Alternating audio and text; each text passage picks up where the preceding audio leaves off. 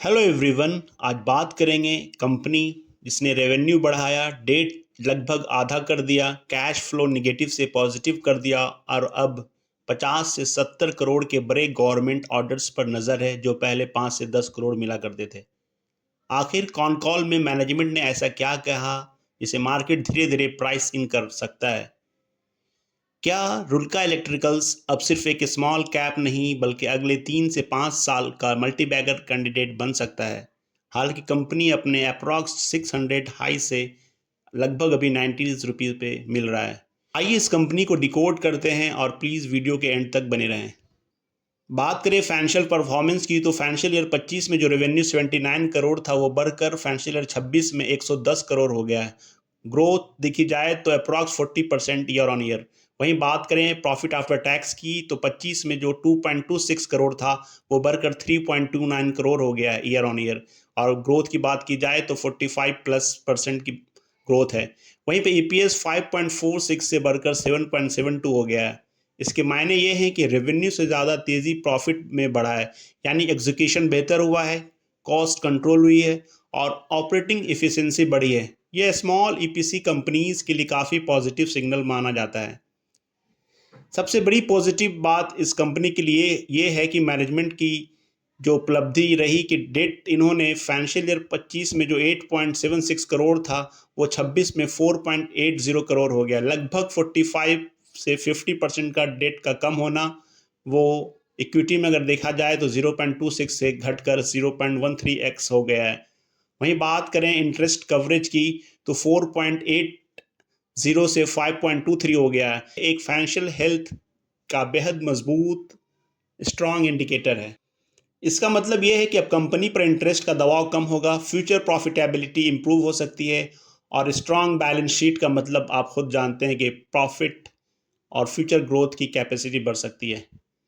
वहीं पे cash flow में भी सबसे बड़ा टर्न अराउंड देखा गया है और ये एक सरप्राइज रूप के रूप में देखने को मिला है। Operating cash flow financial year 25 में जो नेगेटिव -15 करोड़ हुआ करता था, वहीं फाइनेंशियल ईयर 26 में ये प्लस में 6.12 करोड़ हो गया है।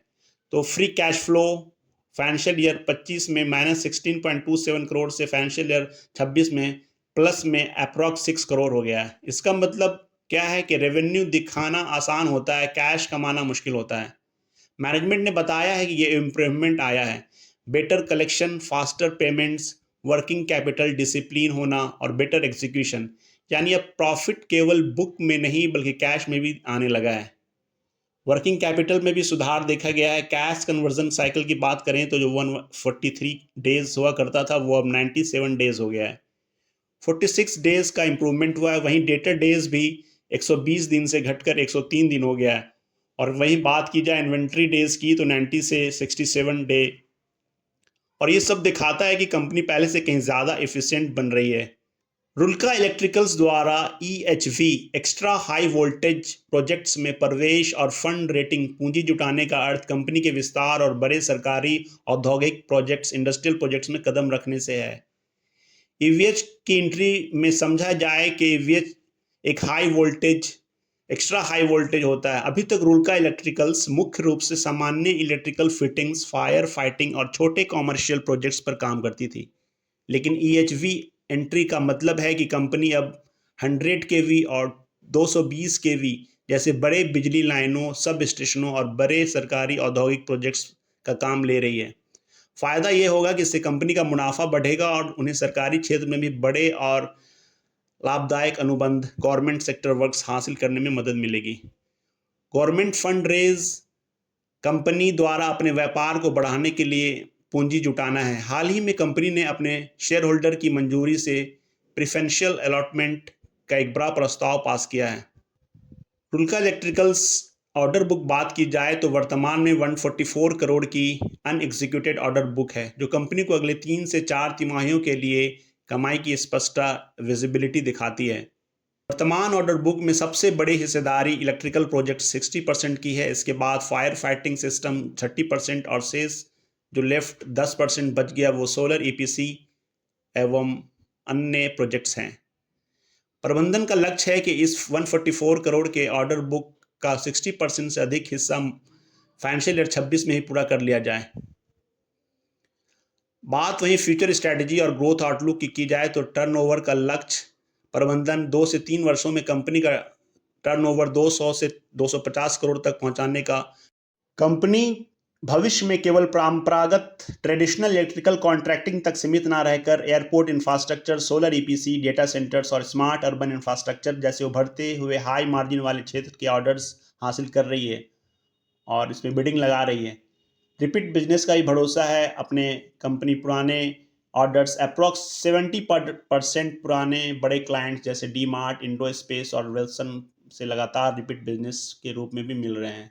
कंपनी ने सोलर ईपीसी के लिए एक डेडिकेटेड टीम तैयार किया है। डील्स क्लोजिंग स्टेज पर एग्जिस्टिंग क्लाइंट को सोलर सॉल्यूशन ऑफर किए जा रहे हैं। वहीं बात एयरपोर्ट प्रोजेक्ट्स की जाए तो मुंबई एयरपोर्ट और लखनऊ एयरपोर्ट फेज 2 दोनों जगह टंकी एमईपी प्रोजेक्ट्स चल रहे हैं। बात फ्यूचर गाइडेंस की जाए तो मैनेजमेंट ने सीधे रेवेन्यू टारगेट तो नहीं दिया, लेकिन एक महत्वपूर्ण संकेत दिया। उन्होंने कहा है कि फाइनेंशियल ईयर 25 से 26 जैसा लगभग 30 से 36% ग्रोथ ट्रेंड जो था, आगे भी ऐसी कोशिश जारी रहेगी। साथ ही कंपनी अब 50 से 70 करोड़ के सिंगल ऑर्डर्स टारगेट कर रही है। पहले ऑर्डर साइज 15 से 20 करोड़ का हुआ करता था, यानी कंपनी अब बड़े प्रोजेक्ट्स की तरफ शिफ्ट हो रही है। इसके साथ कुछ रिस्क भी है कि ईपीसी बिजनेस में execution delay, government payment cycle और रॉ मटेरियल कॉस्ट और फ्यूल का कॉस्ट अभी वॉर के टाइम और वर्किंग कैपिटल रिक्वायरमेंट्स। मैनेजमेंट ने माना है कि वेस्ट एशिया सिचुएशन से फ्यूल कॉस्ट का असर पड़ सकता है, लेकिन उसे फिलहाल बड़ा रिस्क नहीं मान रही है। और सबसे बड़ी पॉजिटिव पॉइंट्स ये है कंपनी के साथ कि रेवेन्यू में ग्रोथ हुआ है, पैट का ग्रोथ हुआ है, डेट लगभग हाफ हो गया है, पॉजिटिव कैश फ्लो हो गया है, स्ट्रांग ऑर्डर बुक है, ईएचवी में एंट्री मिली है, सोलर ईपीसी, एयरपोर्ट प्रोजेक्ट्स और बेटर वर्किंग कैपिटल हुआ है। रुल्का इलेक्ट्रिकल्स ने फाइनेंशियल ईयर 26 में रिजल्ट सिर्फ रेवेन्यू नहीं बढ़ा बल्कि क्वालिटी ऑफ अर्निंग्स भी काफ़ी मजबूत हुई है।